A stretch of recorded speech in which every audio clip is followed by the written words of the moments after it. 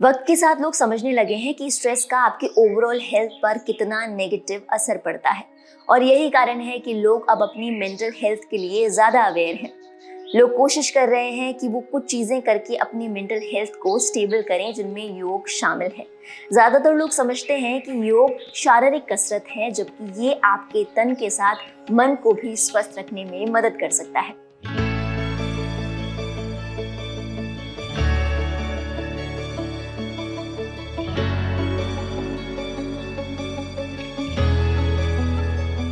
नमस्कार दोस्तों, योग हिंदुस्तान देख रहे हैं आप और मैं हूं आपकी योग इंस्ट्रक्टर प्रीति।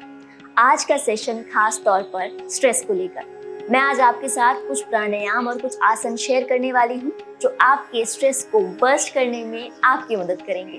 पहला है अनुलोम विलोम। मैं आपको इसे शुरू करने से पहले बता देती हूँ कि अनुलोम विलोम किसी तरीके का प्राणायाम नहीं है, ये एक क्रिया है और क्योंकि इसे सांसों के माध्यम से किया जाता है, इसलिए जनरल लैंग्वेज में इसे प्राणायाम कह दिया जाता है। करना कैसे है, चलिए सीखते हैं। सबसे पहले तो किसी कंफर्टेबल पोजीशन में आप बैठ जाएं।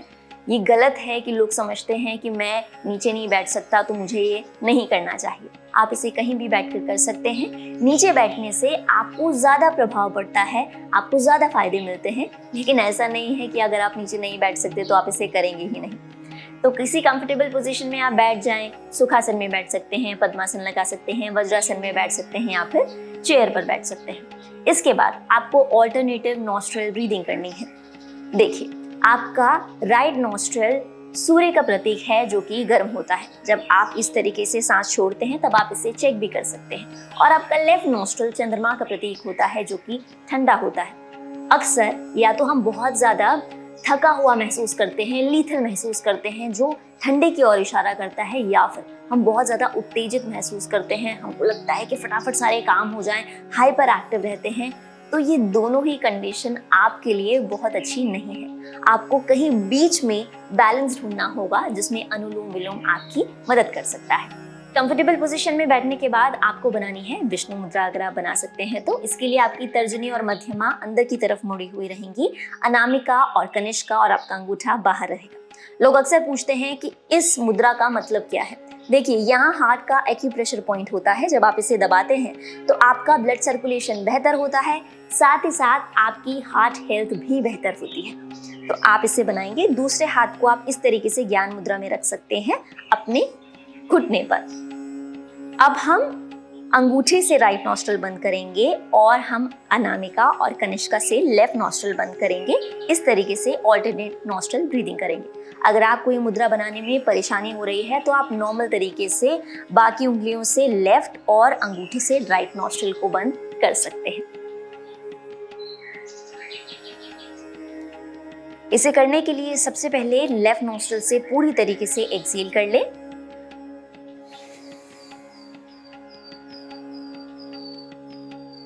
अब आपको लेफ्ट नॉस्ट्रल से इनहेल करना है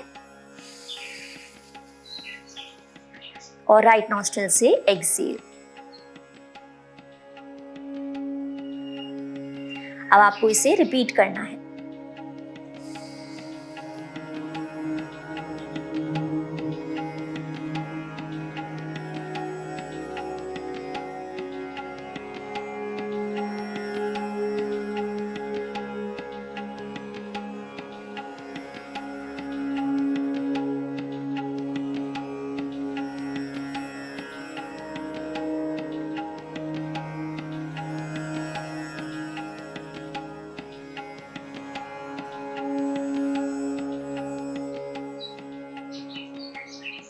आठ से 10 बार ऐसा करने के बाद हम नॉस्ट्रल चेंज कर देंगे, यानी राइट नॉस्ट्रल से इनहेल करेंगे और लेफ्ट नॉस्ट्रल से एक्सहेल करेंगे।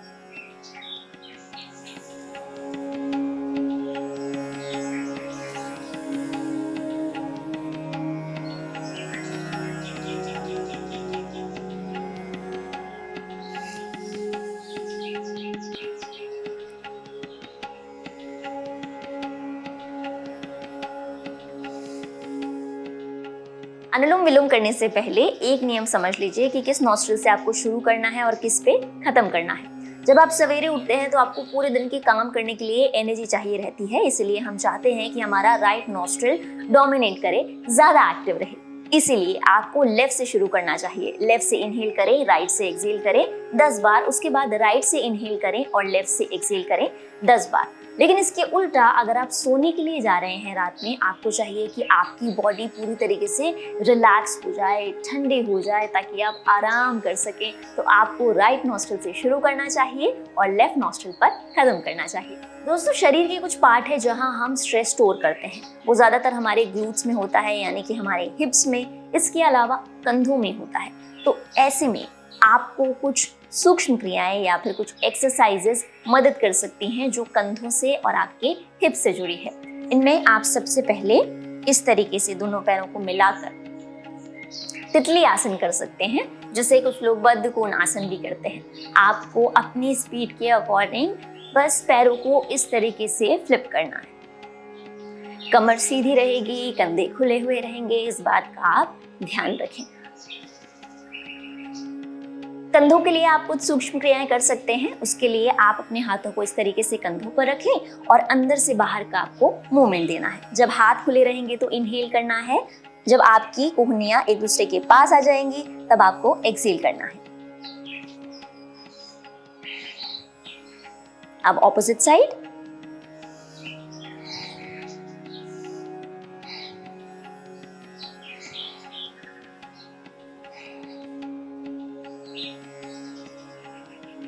रिलैक्स। आप अपनी गर्दन को साइड टू साइड मूव भी कर सकते हैं इस तरीके से। गर्दन को मूव करने के पीछे सबसे बड़ा कारण यह है कि आपकी गर्दन और कंधे बहुत ही क्लोजली कनेक्टेड रहते हैं। अगर कोई स्ट्रेस है तो अगर आप गर्दन को मूव करते हैं तो इसकी बहुत संभावना है कि वो दूर हो जाए। साइड टू साइड मूव करने के बाद आप ऊपर और नीचे भी इसे कर सकते हैं, यानी बैकवर्ड और फॉरवर्ड। पीछे जाते हुए इनहेल, आगे आते हुए एक्सहेल।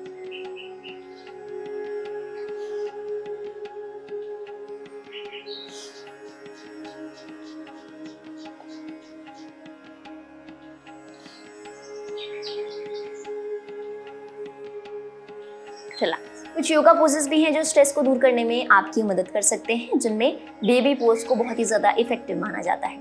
इसके लिए आपको करना ये है कि वज्रासन में बैठना है, इनहेल करना है और एक्सहेल करते हुए आगे की तरफ बेंड करना है, सिर को मैट पर रख लेना है। इनहेल एंड एक्सहेल, हाथ इस तरीके से पीछे, और इस पोज में आप कुछ देर रिलैक्स करें।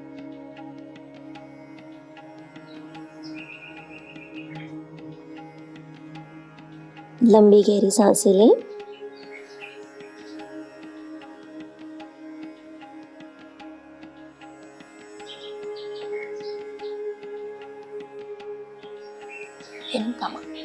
अगर आपको आगे झुकने में ज़्यादा परेशानी हो रही है या फिर आप इस पोज को ज़्यादा कंफर्टेबल करना चाहते हैं तो आप अपने पेट के आगे एक तकिया लगा सकते हैं, 2 तकिया लगा सकते हैं, जैसा आपको कंफर्टेबल लगे, और आप इस पर इस तरीके से लेटकर कुछ देर आराम कर सकते हैं। हाथों को पीछे भी रख सकते हैं।